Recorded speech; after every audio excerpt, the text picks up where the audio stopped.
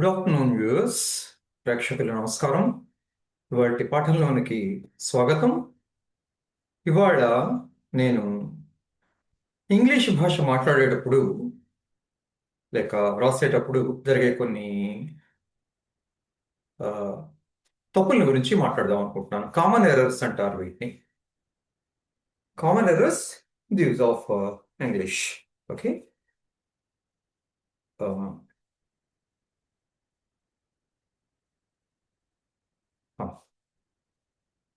So వీటి పేరు common errors. Common errors, of course, while using English or while speaking English or while writing English. Okay. Common errors అంటారు వీటిని. ఇవి కొన్ని ఆ, ఆ, ఉదాహరణలు తీసుకుని నేను చర్చిస్తాను. మొదటిది, meet the concern clerk. Meet the concerned clerk. Okay. ఇక్కడ ఇక్కడ కన్సర్న్ అనే దానికి అర్థం ఏంటంటే, ఇలా ఇలా రాస్తే కన్సర్న్ క్లర్క్ ముందర వాడాం. ఓకే. ఇదేమో కర్మ అవుతుంది, రైట్? ఆబ్జెక్ట్ అనమాట. ఓకే. ఈ పని యొక్క ఫలితాన్ని అనుభవిస్తుంది, అందువల్ల అది కర్మ అవుతుంది. కన్సర్న్ అంటే ఆయన వర్ణిస్తుంది అనమాట. సో ఇది ఎడ్జెక్టివ్ అవుతుంది. సో ఇక్కడ దీనికి అర్థం ఏంటంటే, కన్సర్న్ అంటే అర్థం ఆ, అర్థం సాడ్ అని వస్తుంది. సాడ్ అని వస్తుంది. ఈ కన్సర్న్ తీసుకొచ్చి క్లర్క్ ముందు పెడితే మీట్ ది సాడ్ క్లర్క్ అనే మీనింగ్ వస్తుంది. అలా మాట్లాడకూడదు.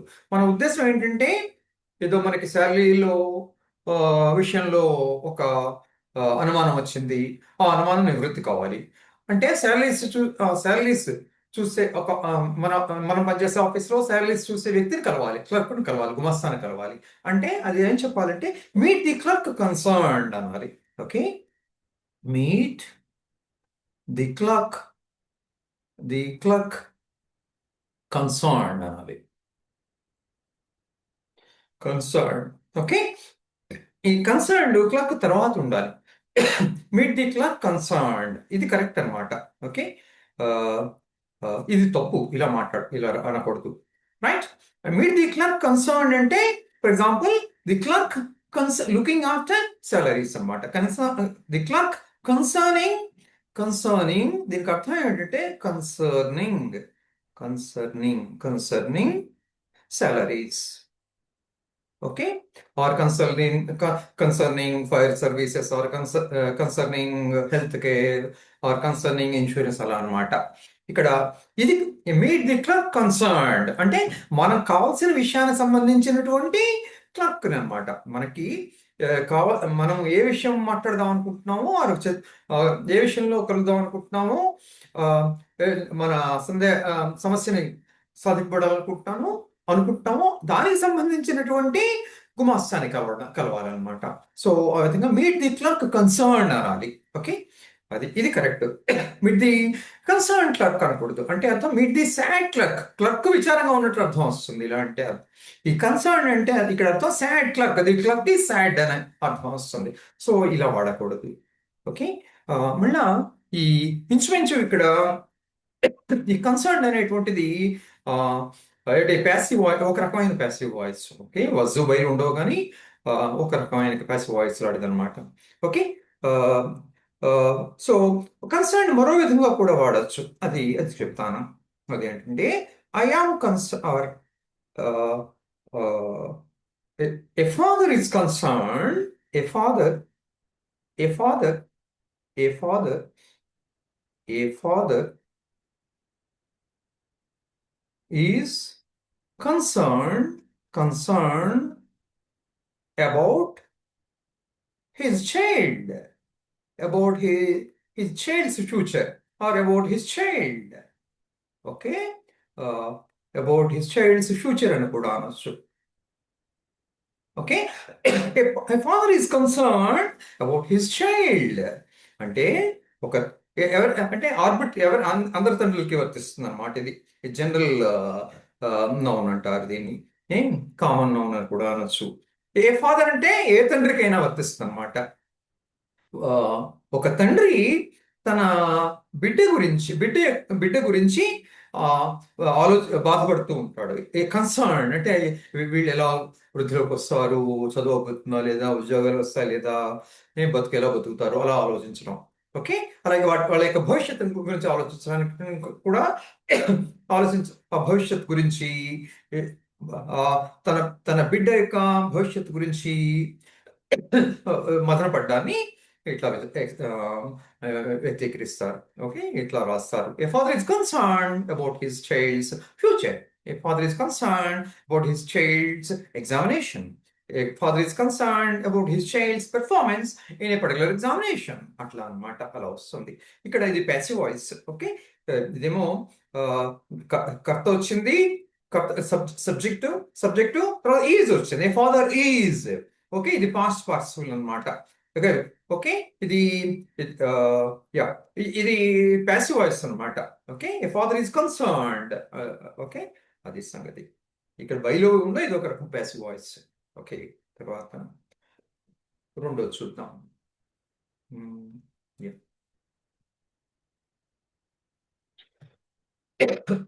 రెండు. Yeah, scissors. సిజర్స్. నా స్పెల్లింగ్ కొంచెం తప్పు ఉండొచ్చు, మీరు కరెక్ట్ చేసుకోవాలి. Scissors, trousers, trousers, pants, then innings. Okay, ఇటువంటి పదాలని సింగులర్ కూడా ఇవే వాడాలి. ఈ ఈ సిజర్స్ అని ఉంటే ఒక కత్తెర, రెండు, ఒకటి కన్నా ఎక్కువ కత్తెరలు కూడా. కత్తెర, కత్తెర, ఆరు కత్తెరలు. కత్తెర, ఆరు కత్తెరలు. కత్తెర కత్తెర అనాలంటే సిజర్స్ అనాలి. కత్తెరలో ఉన్న సిజర్స్ అనాలి. కత్తెర అంటున్నాం ఏకవచనం, ఇంకా ఎస్ ఉండకూడదు అనుకోకూడదు. అట్లానే ఇది కూడా ట్రౌజర్స్ అంటే మనం ప్యాంట్స్ కి ట్రౌజర్స్ కి పెద్దంత తేడా చూడడం. ఓకే, టెక్నికల్ గా ఉండొచ్చు. ఓకే, ఆ, ఒక సో ఒక పీస్ ఉన్న ట్రౌజర్స్ అనాలి, ఒకటి కన్నా ఎక్కువ పీస్ ఉన్న ట్రౌజర్స్ అని అనాలి. ఓకే, అట్లానే ప్యాంట్స్ కూడా మన తెలుగులో అయితే ప్యాంటు అంటాము. ఒక ప్యాంట్ ఉన్న అంటే ఒక ఒక ప్యాంట్ ఉన్న ప్యాంట్స్ అనే అనాలి. రెండు ప్యాంట్స్, ఒకటి కన్నా ఎక్కువ ప్యాంట్స్ ఉన్న ప్యాంట్స్ అనే అనాలి. ఇన్నింగ్స్.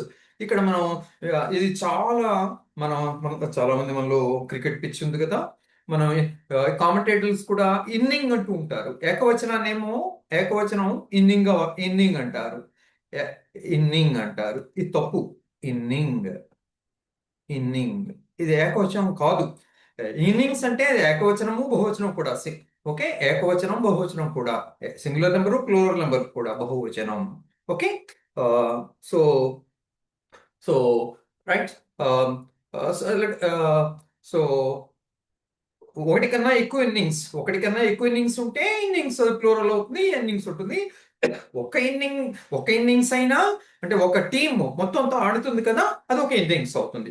ఒక క్రికెట్ లో రెండు టీముల మధ్య మ్యాచ్ జరుగుతుంటే టీమ్ ఏ మొదలు బ్యాటింగ్ చేస్తుంది అనుకోండి, వీళ్ళందరూ ఆడడాన్ని ఒక ఇన్నింగ్స్ అంటాం. వీళ్ళందరూ బ్యాటింగ్ చేయడాన్ని ఒక ఇన్నింగ్స్ అంటాం. ఇన్నింగ్స్ అనే అనాలి, ఇన్నింగ్ అనకూడదు. ఇది ఇన్నింగ్స్ అనేది ఏకవచనము బహువచనము. సో ఓకే, ఆ జాగ్రత్త తీసుకోవాలి. తర్వాత మూడు.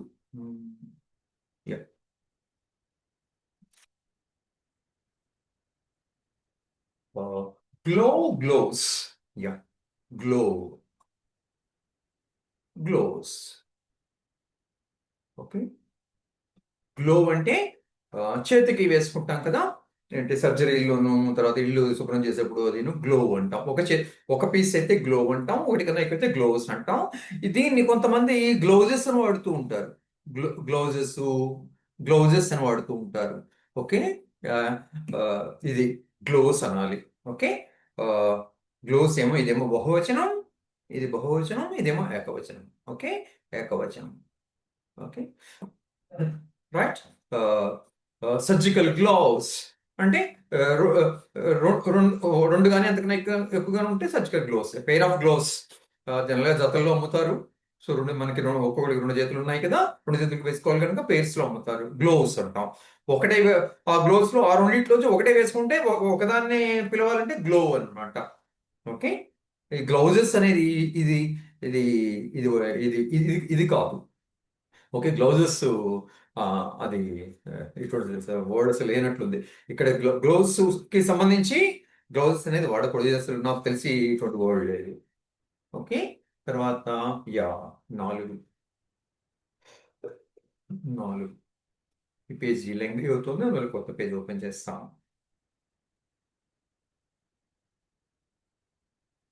4 pass away. Pass away. Pass away. Pass on. Pass on. Pass SSC. Pass SSC. Okay. And so on. Okay. Pass away. మా మిత్రుడు ఒకడు ఉన్నాడు. వాడు అన్నాడు I passed away. I passed away that bottle అన్నాడు. I passed away. Passed away that. Okay. నేను దానిని అందించాను అని చెప్పాలి. అలా చెప్పడంలో ఇదొకటి పడేశాడు, ఎవే అనేది పడేశాడు. కానీ ఇంగ్లీష్లో పాస్ ఎవే. పాస్ అనే క్రియతో ఎవే అనేటువంటి ప్రిపోజిషన్ వాడితే దీనికి అర్థం ఇది ఒక ఫ్రేజ్ అవుతుంది. దీనికి అర్థం చనిపోయాను అని అర్థం. చనిపోయాను అర్థం. పాస్ అవే అంటే చనిపోవడం. చనిపోవడం. ఓకే. నేను దానిని చనిపోయాను. అదేమిటి? ఐ పాస్డ్ అవే అంటే అర్థం నేను చనిపోయాను అర్థం వస్తుంది. అది వాడకూడదు. I passed that. దాన్ని పాస్ చేశాను. I passed on that. నేను దాన్ని ఏంటి అందించాను అట్లా అనమాట. ఐ పాస్డ్ ఆన్ అనాలి. I passed on that. Away వాడకూడదు. I passed on. I passed on that object అనమాట. I passed on that for that matter.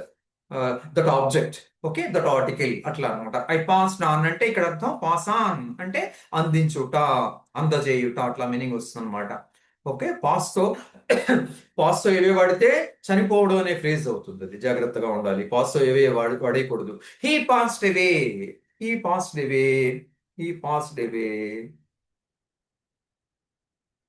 Due to due to heavy smoking. Heavy smoking. Okay. ఆయన ఏంటి chain smoker అనుకుంటా. Chain smoking తో వాడి lungs పాడైపోయి చనిపోయాడు. He passed away due to heavy smoking. Okay. Okay. అతను బాగా పొగ తాగడం వల్ల చనిపోయాడు. ఓకే. పాస్డ్ అవే అది కరెక్ట్ అనమాట. అట్లని యా ఈ స్మోకింగ్ మాట ఒక మాట చెప్పాలి. కొంతమంది స్మోక్ చేస్తూ ఉంటే ప్యాసివ్ స్మోకర్స్ చేయని వాళ్ళు ఉంటారే వాళ్ళకి ఆ పొగ ఇంకా ఏంటి అపకారం చేస్తుంది. ఆ స్మోక్ లో కార్బన్ మోనాక్సైడ్, సల్ఫర్ డైఆక్సైడ్ అవన్నీ ఉంటాయి అనుకుంటా. కార్బన్ మోనాక్సైడ్ ఉండొచ్చు. అదేమో పాయిజనస్. ఓకే. ప్యాసివ్ స్మోకింగ్ అంటారు. వేరే వాళ్ళని స్మోకర్ పక్కన ఇంట్లో కొంతమంది స్మోక్ చేస్తూ ఉంటారు. వాళ్ళు మిగతా వాళ్ళు స్మోక్ చేయని వాళ్ళు అనుకుందాం. అప్పుడు మిగతా వాళ్ళని ప్యాసివ్ స్మోకర్స్ అంటారు. అంటే పాపం వాళ్ళు స్మోక్ చేయకపోయినా సరే ఆ ప్రబుద్ధుడు స్మోక్ చేయడం వల్ల మిగతా వాళ్ళకి అపకారం జరుగుతుంది. దాన్ని ప్యాసివ్ స్మోకింగ్ అంటారు. ఓకే. ఇక్కడ ఏమిటి? He passed away due to heavy smoking. ఆయన తరచూ పొగ తాగేవాడు అనమాట. పొగ తాగడం అంటే అర్థం ఇక్కడ సిగరెట్లు కాల్చడం అలాంటివి ధూమపానం చేసేవాడు అంటాం కదా. అందువల్ల చనిపోయాడు అని. ఓకే.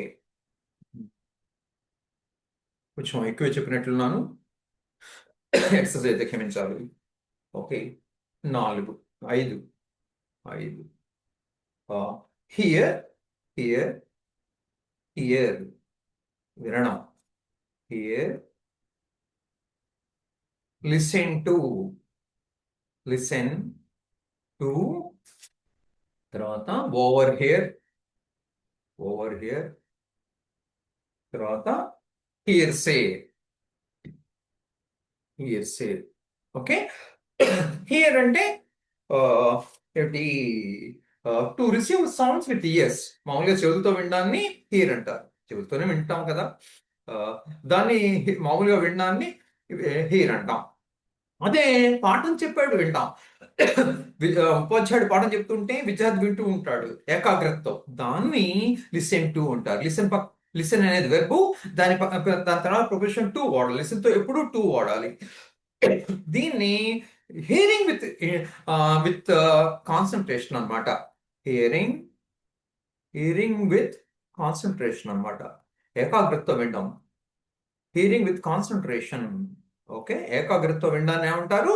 లిసన్ టు అంటారు. ఏకాగ్రతతో వినడాన్ని లిసన్ టు అంటారు. ఓకే, ఓవర్ హియర్ అంటే మనం ఏంటి, ఆ, ఏదో ఆఫీస్ లో ఒక రూమ్ నుంచి మరో రూమ్ లోకి వెళుతున్నాం అనుకో, లేదా ఒక రూమ్ నుంచి ఒక రూమ్ విడిచి ఇంకో రూమ్ లోకి వెళుతున్నాం. అలా వెళుతుంటే మధ్య రూమ్ లో వాళ్ళు ఏదో మాట్లాడుకుంటున్నారు, అది వింటున్నారు అనుకోండి మీరు, యథాలాపంగా అంటాం కదా, దాన్ని ఓవర్ హియర్ అంటారు అన్నమాట. Okay, to hear by accident అన్నమాట. యథాలాపంగా అంటారే అది, యథాలాపం అంటారే తెలుగులో, అది యథాలాపం అంటే ఆకస్మికంగా, యథాలాపంగా అనుకోకుండా అన్నమాట వినడాన్ని ఓవర్ హియర్ అంటారు. హియర్సే అంటే ఎవరో ఏదో చెప్తారు, అది వింటాము, అది నిజమో అనో కాదో తెలియదు, దాన్ని హియర్సే అంటారు. Okay, things you heard when another person or other people say which may or may not be true. Okay, మనం వింటాము, ఎవరో చెప్తారు మనకి, అవి నిజమో అనో కాదో తెలియదు. ఓకే, ఆ, దాన్ని హియర్సే అంటారు. సో అతను చెప్పాడు, నిజం అనుకుంటా, అది టాటా అని పెడుతూ ఉంటాం విషయం వెనక. అంటే మనం విన్నాము కానీ అది నిజం అనో కాదు తెలియదు, దాన్ని హియర్సే అంటారు. ఓకే, అది సంగతి ఇక్కడ. యా, లిసన్ టు అంటే టీచర్ ఏం చెప్తాడు? Teacher teacher warned me to listen to his lecture. ఉపాధ్యాయులు తన ఉపన్యాసాన్ని వినమని హెచ్చరించారు. ఉపాధ్యాయుడు ఆర్ ఉపాధ్యాయుని, తన తన హిజ్ ఆర్ హెర్ కూడా అవ్వచ్చు. ఓకే, ఇక్కడ మా పురుషుడు అయితే హిజ్ వస్తుంది, స్త్రీ అయితే హెర్ వస్తుంది. ఉపాధ్యాయుడు హిజ్ కనుక ఉపాధ్యాయుడు తన తన పాఠాన్ని అన్నమాట, తన పాఠాన్ని వినమని, టు లిసన్, ఏమిటి టు, ఏమని, లిసన్ టు వినమని, టు వినమని, వినుము అని అన్నమాట, అని నన్ను హెచ్చరించారు. లిసన్ తో ఎప్పుడు టూ ఉండాలి. ఈ టూ ముందర ఇన్ఫినిటివ్ అంటారు దీన్ని. ఇది ఎందుకు హెచ్చరించారు, ఏం చెప్పారు హెచ్చరికలో? వినమని, టూ అన్నమాట, టూ పెట్టి చెప్పాలి. ఏం చెప్పారు? వినమని అన్నమాట, టు లిసన్. ఏదో పాఠం వినడం కదా, ఏకాగ్రత వినరా నాయన అని చెప్తున్నారు ఆయన, అందుకని లిసన్ టు వాడాలి. ఓకే, ఎవరైనా ఉపాధ్యాయులు మనకి ఏం చెప్తారు? పాఠం చెప్తారు. ఓకే, అది ఏకాగ్రతతో వినాలి. విద్యార్థి వినకపోతే, ఆ విద్యార్థిని వినకపోతే ఏకాగ్రతతో వినవయ్యా అని చెప్తున్నారు ఆయన, అది సంగతి. అందులో లిసన్ టు అని అనాలి. Okay, yeah. రైట్, తర్వాత may not. Yeah, may not, ఇది నిన్న ఎప్పుడు వేరే పాఠంలో మాట్లాడుతున్నాను.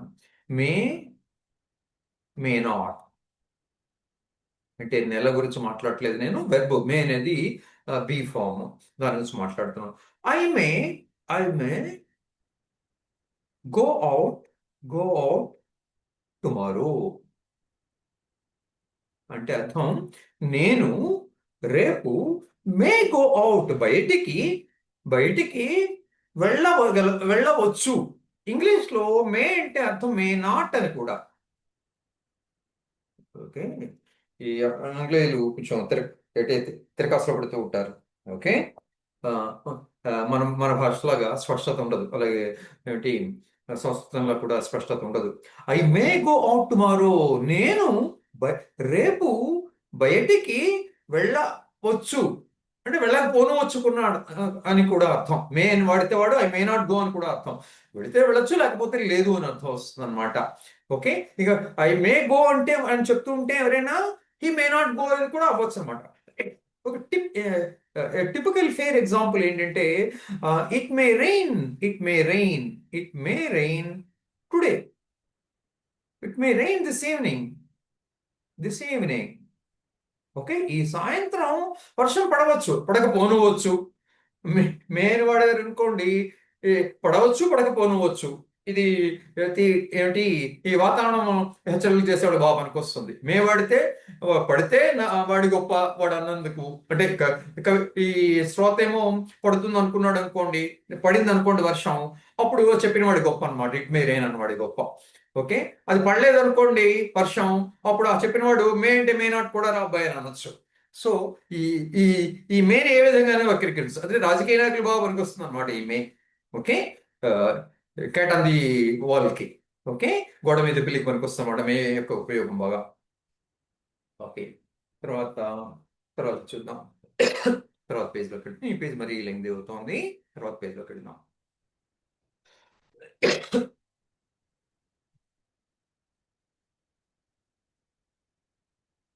సప్తం 7. Okay, yeah. సౌత్ పా. సౌత్ పా ఇది సౌత్ పా అంటే డిఫికల్ట్ వర్డ్ ఇది. సౌత్ పా అంటే లెఫ్ట్ హ్యాండెడ్, లెఫ్టీ అని అర్థం. ఇది డిఫికల్ట్ వర్డ్. నాకు ఈ మధ్య తెలిసింది సౌత్ పా అంటే లెఫ్ట్ హ్యాండెడ్ పర్సన్ ని సౌత్ పా అంటారు. అంటే కుడి చేతి వాటం ఎడమ చేతి వాటం అంటాం కదా, ఎడమ చేతి వాటం వాళ్ళని ఎడమ చేతి వాటం అంటే. నేను కుడి చేతి వాటం. నేను అన్నం తినడం, రాయడం అన్ని పనులు కుడి చేత్తో చేస్తాను. అందులో నన్ను కుడి చేతి వాటం అంటారు. అదే ఎడమ చేత్తో చేసే వాళ్ళు ఉంటారు కొంతమంది. వాళ్ళు భోంచేయడం, రాత రాయడం ఎడమ చేత్తో రాస్తూ ఉంటారు. వాళ్ళని సౌత్ పా అంటారు. మన ఇండియన్ టీంలో కొంతమంది క్రికెట్ టీంలో ఉన్నారు. ఓకే, వాళ్ళు ఎడమ చేతి తో బ్యాటింగ్ చేస్తూ ఉంటారు. కుడి చేత్తో అంటే వాళ్ళ బెటర్ హ్యాండ్, స్ట్రాంగర్ హ్యాండ్ ఎడమ చేయి ఉంటుంది అనమాట. ఓకే, వాళ్ళని వాళ్ళని సౌత్ పా అంటారు. ఓకే, సౌత్ పా వేరు అనుకునేవాడిని ఒకప్పుడు, కాదు. ఓకే, ఒకటే వర్డ్ ఇది. అంటే లెఫ్ట్ హ్యాండెడ్ పర్సన్ కి సౌత్ పా అని వాడుతూ ఉంటారు. డిఫికల్ట్ వర్డ్ అని చెప్పి నేను ఇక్కడ ప్రస్తావించాను. Okay, yeah. తర్వాత 8. 8 teaching is my bread and butter. Teaching teaching is my bread and butter. ఇది ఎర్రర్ అని కాదు, ఇది ఒక ఫ్రేజ్. ఇది వాడడం తెలుస్తుందని చెప్పి నేను ప్రస్తావిస్తున్నాను. పాఠం చెప్పడం అనేది నాకు బ్రెడ్ అండ్ బట్టర్. అంటే అది చెప్తే గానీ నా పొట్ట నిండదు అనమాట. ఇన్ ది సెన్స్, పాఠం చెప్తే ₹4 వస్తాయి, దాంతో నా పొట్ట నింపుకుంటాను అనమాట. అది అర్థం. Teaching is my bread and butter. అదే నా జీవనాధారం. బ్రెడ్ అండ్ బట్టర్ అంటే జీవనాధారం అనమాట. జీవనాధారం, అదే బతుకు తెరువంటామే అదనమాట. జీవనాధారం, జీవన ఆధారం, జీవనాధారం, బతుకు తెరువు అంటాం కదా, అది. Teaching is my bread and butter అది ఒక ఫ్రేజ్ అనమాట. ఇది ఒక ఉపమానాలంకరణలో వాడుతూ ఉంటారు. ఓకే, ఇడియం, ఇడియమాటిక్ ఎక్స్ప్రెషన్ అంటారు. ఇడియమాటిక్ ఎక్స్ప్రెషన్ అంటారు దీన్ని. Idiomatic expression. ఇడియమ్స్ అంటే ఉపమానాలు అనుకుంటా. Okay, yeah. Teaching is my bread and butter, right. Okay, అట్లనే yeah, learning is, okay, yeah. తర్వాత 9. 9 ఏమిటి? మీట్. అసలు మొదట్లోనే వచ్చింది మీట్ అని. ఇది అక్కడే రెండో దానిగా మాట్లాడదాం అనుకున్నాను, రెండో బిట్గా. ఓకే, ఇప్పుడు వచ్చింది meet with. Yeah, I met I meet my childhood friends. Childhood friends often. నేను నా బాల్య స్నేహితుల్ని తరచూ కలుస్తూ ఉంటాను. అంటే తరచూ చేసే పని. ఓకే, అందువల్ల దీన్ని మీట్ అనాలి. సింపుల్ గా మీట్ అనాలి. I meet my friends. నేను నా మిత్రులను కలుస్తాను, తరచూ చేస్తూ ఉంటాను కనుక సింపుల్ ప్రెజెంట్ టెన్స్ లో చెప్తాం. ఇది మీట్ అనేది ప్రెజెంట్ టెన్స్ లో ఉంది, సింపుల్ ప్రెజెంట్ టెన్స్ లో చెప్పాలి. ఓకే, సింపుల్ ప్రెజెంట్ టెన్స్ లో మళ్ళీ సింపుల్ ఫామ్ ఉంది. ఓకే, సింపుల్ ఫామ్ అంటే ఐ ఆమ్ మీటింగ్ అంటే అది కంటిన్యూస్ టెన్స్ అవుతుంది. ఐ మీట్ అంటే సింపుల్ ప్రెజెంట్ టెన్స్ అంటారు అనమాట. ఇది ఏమో ఫస్ట్ పర్సన్, నేను మనకి సంబంధించిన విషయాలు ఫస్ట్ పర్సన్. ఐతో ఎప్పుడు మీట్ అనే వస్తుంది సింపుల్ ప్రెజెంట్ లో. అదే హీ అనుకోండి, హీ మీట్స్ అనాలి. He meets he meets he meets his friends. He meets his friends often. Often అతను, ఓకే, తను తన మిత్రులని తరచుగా కలుస్తూ ఉంటాడు. ఇదేమో థర్డ్ పర్సన్, నేను కాదు మీరు కాదు, మూడో వ్యక్తి, థర్డ్ పర్సన్ అంటారు. హీని సింగులర్, అందువల్ల ఇక్కడ ఏం ఉండాలి, సింపుల్ ప్రెజెంట్ టెన్స్ లో చెప్పాలి. తరచు జరుగుతుంది కనుక అందువల్ల సింపుల్ ప్రెజెంట్ లో థర్డ్ పర్సన్ సింగులర్ లో డస్ మీట్ అంటే meet plus does, does plus meet వస్తుంది అంటే మీట్స్ అన్న వాడాలి. ఓకే, ఇది తరచు పని జరిగే పని, నిత్యం జరిగే పని ఇంచుమించు. అందువల్ల ఇక్కడ వెర్బ్ సింపుల్ ప్రెజెంట్ టెన్స్ లో ఉండాలి. ఇదేమో థర్డ్ పర్సన్ సింగులర్ గనక మీట్స్ అని వాడాలి. హీ మీట్ హిస్ ఫ్రెండ్స్ అనకూడదు. ఇదేమో సింగులర్, అందులో మీట్స్ అని రావాలి. సింపుల్ ప్రెజెంట్ లో చెప్తాం మీట్స్ అని వస్తుంది అనమాట. తర్వాత మీట్ విత్ అంటే ఏమిటి? మీట్ విత్ ఇది యాక్సిడెంట్స్ కి వాడతారు. Meet with yesterday, yesterday three persons, three persons met with an accident, an accident. Okay, నిన్న ముగ్గురు వ్యక్తులకి ఒక ప్రమాదం జరిగింది. ముగ్గురు వ్యక్తులు ఒక ప్రమాదాన్ని కలుసుకున్నారు అంటే అర్థం ఇక్కడ మీ కలిసి వాళ్ళకి జరిగింది అని అర్థం అన్నమాట. నిన్న నిన్న ముగ్గురికి ముగ్గురికి ముగ్గురు వ్యక్తులకి మన ముగ్గురికి ప్రమాదం వాటిల్లింది, ప్రమాదం జరిగింది. అంటే వాళ్ళు కలుసుకున్న ఇంగ్లీష్ లో అలా మాట్లాడుతూ ఉంటారు వాళ్ళు.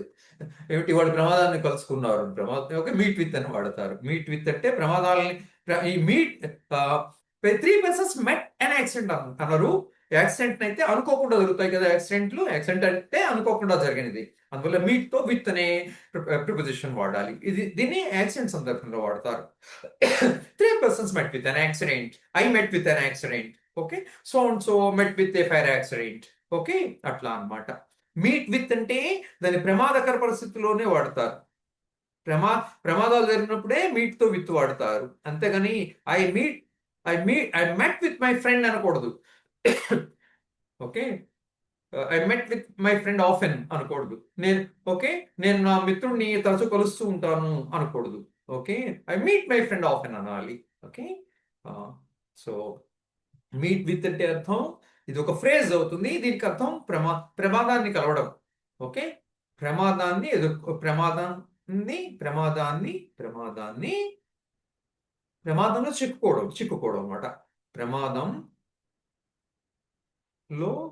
పడ్డం, చిక్కుకోవడం అట్లా అనమాట. అనుకోకుండా జరిగేది, అనుకోకుండా జరిగేది. ఓకే, అప్పుడు మీట్ తో విత్ వాడాలి. Okay, I meet with my friends every day. I meet with my friends every day or daily. రోజు నా మిత్రులని నేను రోజు నా మిత్రులని నేను కలుస్తాను అనడానికి మీట్ విత్ వాడకూడదు. ఓకే, ఇక్కడ ఇక్కడ ఈ విత్ వాడకూడదు. I meet my friends daily, నేను రోజు నా స్నేహితుల్ని కలుస్తూ ఉంటాను అని అర్థం. ఓకే, మీట్ విత్ కి అది మీట్ విత్ అర్థాన్ని మార్చేస్తుంది. ఓకే, తర్వాత 10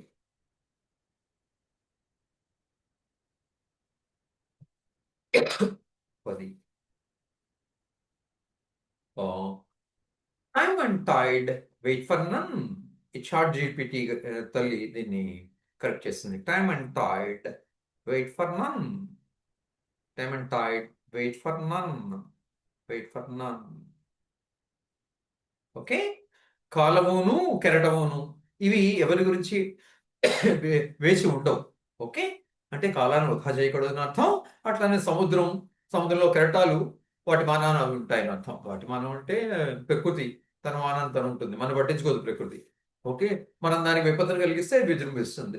ఓకే, మనకి కూడా పారేస్తుంది, మన కరోనా ఉపద్రవం లాగా. Okay, time and tide wait for none. Time ఒక నౌన్ అనమాట. టైం ఒక ఒక సామెత, ప్రోవర్బ్ అంటారు ఇంగ్లీష్ లో. సమయం, okay. Time and tide wait for none. Time ఏమో నామవాచకం, నౌను, ఇది ఒక నౌను. ఓకే. కాలం, కాలము అని ఒక స్థితి కదా. కాలం అంటే ఒక అదొక ఆ, అదొక మెజర్మెంట్. ఓకే. తర్వాత దాని పేరు. అట్లా టైడ్ అంటే ఒక నీటి యొక్క ఒక స్థితి, టైడ్, కెరటం. సో ఇవి రెండు నామవాచకాలు అవుతాయి. ఓకే. ఈ రెండు వాడుతున్నాము, అందువల్ల ప్లూరల్ అన్నమాట. Time and tide. ఇదేమో రోజు జరుగుతుంది. ఓకే. ఇది ఎప్పుడు జరిగేవేను ఇవి? కాలం కాలం నిరంతరంగా జరుగుతూనే ఉంటుంది. కాలం ఆగిపోవడం, కాలం మొదలవడం అలాంటివి ఉండవు. ఓకే.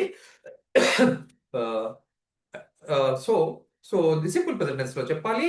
ఇది రెండు ఇవేమో బహువచనం కదా, అందువల్ల వెయిట్ అని వస్తుంది. వెయిట్స్ అని రాదు ఇక్కడ.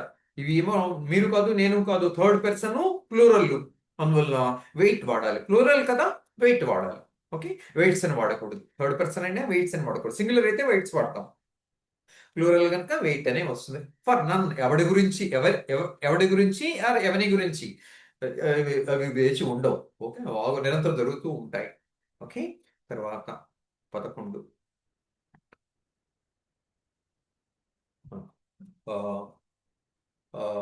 Rolling stone gathers no moss. A rolling stone, a rolling stone, rolling stone gathers no moss. Okay. నేను నిన్న మొన్న ఇది దీని గురించి మాట్లాడబోతున్నానని చూశాను. ఇక్కడ ఎంఏఎస్ఎస్ అనుకున్నాను నేను. ఫిజిక్స్ లో మాస్ అంటే ద్రవ్యరాశి, ఎంఏఎస్ఎస్ అంటే మాస్ అంటే ద్రవ్యరాశి. అది అనుకున్నా ఇంతవరకు, నిన్నటి వరకును. కానీ మాస్, ఎంఓఎస్ఎస్ మాస్టర్ అంటే నాచు అని అర్థం. నాచు అని అర్థం. ఓకే. ఏ రోలింగ్ స్టోన్ గెదర్స్ నో మాస్. ఇది ఒక ఫేమస్ ప్రోవర్బ్ ఇది. ఓకే. సో ఒక ప్రచారంజకపోయినటువంటి సామెత. ఏ రోలింగ్ స్టోన్ గెదర్స్ నో మాస్ అంటే, ఇప్పుడు నదులోవి ఏర్పడేటప్పుడు గోదావరి నాసిక్ లో మొదలైంది. అలా ఎత్తు, చాలా తూర్పు కనుమల కన్నా ఉత్తర పశ్చిమ కనుమలు ఎత్తు. అంత ఎత్తులోంచి వచ్చేటప్పుడు రాళ్ళని అవి కొట్టుకుంటూ వచ్చేస్తుంది. అలా దొల్లించుకుంటూ వచ్చేస్తుంది. సో ఆ రాళ్ళు ఏ రాయి అయితే దొల్లుతూ ఉందో దానికి నాచు పట్టదు. నాచు పట్టాలంటే ఆ రాయి కాసేపు ఆగాలి, కొన్ని గంటలు ఆగాలి, కొన్ని రోజులు ఆగాలి. అలా ఆగినప్పుడు దాని మీద ఈ నాచు అనేటువంటిది పుడుతుంది. ఆ నీళ్ళలోంచి అది జీవరాశుల వల్ల అది పుట్టి అది పెరుగుతుంది. సో కొంత టైం కావాలి దానికి.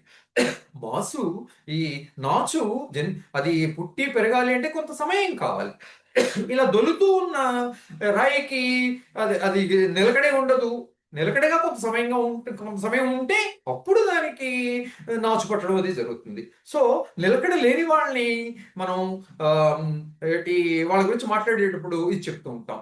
ఏ rolling stone gathers no moss అంటే నిలకడ లేని వానికి నాచు పట్టదు అని అంటే అర్థం. ఇక్కడ ఎలా అర్థం చేసుకోవాలంటే ఏమిటి, నిదానమే ప్రధానం అంటామే మనం తెలుగులో. నిదానమే ప్రధానం. ప్రధానం అంటే అంటే కంగారు ఏంటి, హడావుడి పడిపోకుండా ఉంటే అప్పుడు మనకి నిలకడ చిక్కుతుంది అని అనమాట. నిదానమే ప్రధానం అంటే ఏంటి, మనశ్శాంతి దక్కుతుంది అనే మీనింగ్ లో చెప్పచ్చు అనమాట. అంతేగాని అంటే ఇంకోటి కూడా చెప్తాం. పరుగెత్తి పాలు తాగే కంటే పరుగెత్తి పాలు తాగే కంటే పాలు తాగే కంటే నిలబడి నిలబడి నీరు తాగడం మేలు. నీరు త్రాగడం త్రాగడం మేలు అంటాం. ఓకే. ఓకే. ఏదో పరిగెత్తుకుని వెళ్ళిపోయి ఏంటి ఆ, ఒక ఒక అరగంట లేకపోతే ఒక పావు గంట పరిగెత్తేసి పాలు తాగడం కన్నా చక్కగా నిలబడి నిదానంగా మంచినీళ్ళు తాగి మీతో ప్రశాంతత చిక్కించుకోవడం మంచిది. ఏంటి మనసుకి. అంటే ఇక్కడ అర్థం ఏంటంటే అనవసర విషయాలకి కంగారు పడిపోకరు అబ్బాయి అని అర్థం. అబ్బాయి గారు అమ్మాయి పరిగెత్తి పాలు తాగొద్దు, కంగారు పడద్దు అని. నిదాన ఏంటి, slow and steady is the race అనే మీనింగ్ లో కూడా వాడుకోవచ్చు. Okay. Slow and steady, slow and steady means the race వాడతాం. అది దీనికి కూడా అప్లై చేయొచ్చు. Slow and steady means the race. Okay, నిదానమే ప్రధానికి అది వాడతాము. కానీ దీనికి కూడా అన్వయిస్తున్నాను కదా. అంటే ఇలాగా నీకు నాచు పట్టాలి అంటే ఏంటి ఆ రాయి గుండ్రంగా ఉన్నా సరే అది కదలకుండా ఉండాలి, అప్పుడే దాన్ని నాచు పడుతుంది అంటే అర్థం. అదేను ఏమిటి మన నాచు పట్టడం అంటే అర్థం అంటే మనం మన నిశ్చితానికి అప్లై చేసుకోవాలంటే అంటే అర్థం నిలకడగా ఉండు, నీకు ప్రశాంతత చిక్కుతుంది. ఆ, ఏమిటి అలా అన్నమాట అర్థం. ఓకే, అది శ్రవణ స్టడీ. నిదానంగా నేర్చుకో విషయాలు అని చెప్పనమాట. కంగారు పడిపోకండి. ఏమిటి ఒక ఏమిటి అన్నప్రశ్నడే ఆవకాయ పెట్టేసేటాక నిదానంగా నేర్చుకోవాలి విషయాలు. దానికి సంబంధించింది అనమాట ఇది. A rolling stone gathers no moss. ఇక్కడ రోలింగ్ అంటే జెరెండ్ ఇది. ఓకే, ఇంక్ ఫామ్ ఉంది. సో ఈ స్టోన్ కి రోలింగ్ అని పెడితే ఎడ్జెక్టివ్ అవుతుంది అది. ఏ రో ఓకే, సో ఇదంతా నౌన్ అవుతుంది అనమాట. ఇదంతా నౌన్ అవుతుంది, సబ్జెక్ట్ అవుతుంది. అందువల్ల ఇదేమో థర్డ్ పర్సన్ కదా, మీరు కాదు నేను కాదు, థర్డ్ పర్సన్ ఇది. ఆ తర్వాత ఇదేమో ఎప్పుడూ జరిగేది, ఇది ఇది మన ప్రకృతిలో ఉన్న విషయం. అందువల్ల ఎప్పుడు జరిగే విషయం కనుక సింపుల్ ప్రెజెంటెన్స్ లో చెప్పాలి. ఆ విధంగా గ్యాదర్స్ అనాలి. ఓకే, ఏకవచనం కనుక థర్డ్ పర్సన్ కనుక గ్యాదర్స్ అనాలి, గ్యాదర్ అనకూడదు. గ్యాదర్స్ నో మాస్ అంటే దాచు పట్టదు అని. ఓకే, నేను ఏమనుకునేవాడిని అంటే సైన్స్ పరంగా ఆలోచించేవాడిని. మాస్ ని ఎంఈఎస్ఎస్ ద్రవ్యరాశి అనుకునేవాడిని. ఓకే, అది నిలకడగా లేదు కదా అంటే సో అది దానికి ఆ విధంగా ద్రవ్యరాశి సంబంధించిందా అనుకునేవాడిని. ఎంఏఎస్ఎస్ మాస్ కాదు, కాదు, కాదు. ఓకే, మాస్ ఎంఓఎస్ఎస్ మాస్ అంటే నాసుకు సంబంధించింది. ఓకే, సో సో మన ఏంటి ఈ ఆంగ్లం అంత మన నాలాటి ఏంటి వారిని కన్ఫ్యూజ్ చేస్తుంది. బహుశా మీలాంటి వాళ్ళని చేయదేమో. ఓకే, తర్వాత యా 12 ఇంకో 2 చెప్పేసి ఆపేస్తాను. 12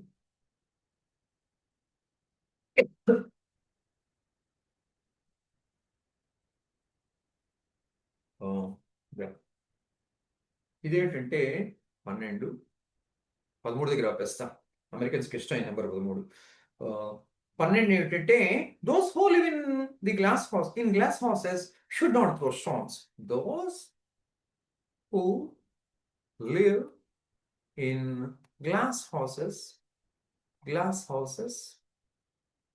should not throw stones at others. Okay, ఇక్కడ అన్ని అన్ని తప్పులు కాకపోయినా మన మన ఇంగ్లీష్ వొకాబులరీకి, ఇంగ్లీష్ గ్రామర్కి పటిమ దక్కడం గురించి, బలం చేకూరడం గురించి నేను ప్రజెంట్ చేస్తున్నాను. People who live in glass houses should not throw stones of course at others అన్నమాట. Should not throw stones. త్రోనే ఎగరగొట్టేసాం. Should not throw throw okay, నా రాక్తో కొంచెం మీరు ఓపిక పట్టాలి. Those who live in glass houses should not throw stones at others. Okay, దీనికి అర్థం ఏంటంటే యా ఒకసారి ఇంగ్లీషు చూద్దాం. గాజు ఇళ్లలో ఉండేవాళ్ళు, గ్లాస్ హౌస్ అంటే గాజు ఇల్లు అనమాట.